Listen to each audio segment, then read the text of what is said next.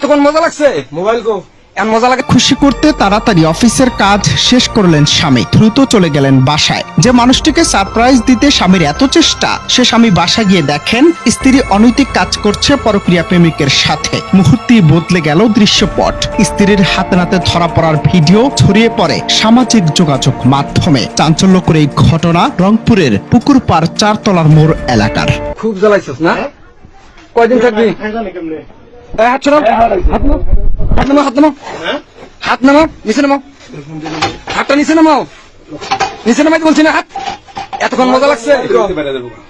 হতভাগা স্বামী যা আশা করেছিলেন একটি সরল ও আনন্দময় মুহূর্ত, তা বদলে গেল তার জীবনের সবচেয়ে চমকপ্রদ ও বিপজ্জনক দৃশ্যে। সাথে সাথে ঘটনাস্থলে উপস্থিত কেউ কেউ এই দৃশ্য ভিডিও ধারণ করে এবং তা সামাজিক যোগাযোগ মাধ্যমে ছড়িয়ে দেয়। মুহূর্তে ভিডিওটি ভাইরাল হয়ে যায় এবং এলাকার মানুষ থেকে শুরু করে সারা দেশে এই ঘটনা নিয়ে খাবা। হ্যাঁ, খুব মজা লাগে, শিক্ষা খুব মজা লাগে, কষ্ট করে জামাই দিয়ে 24 ঘন্টা ডিউটি খুব মজা লাগছে না? আনকি সুতা লইলে আমগলে কাছে না, খুব মজা লাগে। উত্তর বাচ্চা তোর আমি বারবার কইছি খুব সাবধান হ, সাবধান হ। খুব মজা লাগে। উত্তর বাচ্চা তোর যে আমি কইলাম কদিন হাত দেখো খানকির বলা সাবধানে সব সাবধানে সব।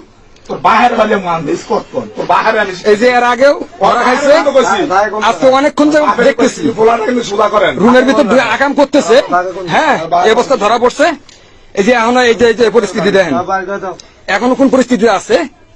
জানলার রড খুলছে পিছন দিয়ে পালানোর জন্য, পিছনে দাঁড়ায় আছি, সামনে দিয়ে জানলার রড খুলে ফেলাইছে, পালাইতে পারে না। এই যে ঘটনায় স্থানীয়রা বলছেন তাদের দাম্পত্য জীবন ছিল বেশ শান্তির ও সাজানো গোছানো, কিন্তু এই ঘটনা সবাইকে চমকে দিয়েছে। সামাজিক মাধ্যমে পোস্ট সেই ভিডিও হাসি ঠাট্টার ছলে সমালোচনা হয়েছে বেশ।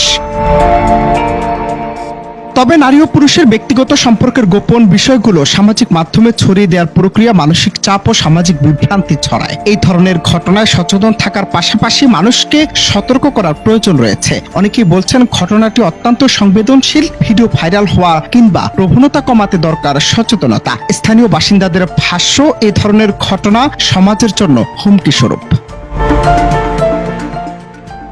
অনন্ত হাসান মাসুদ, বাংলা টিভি।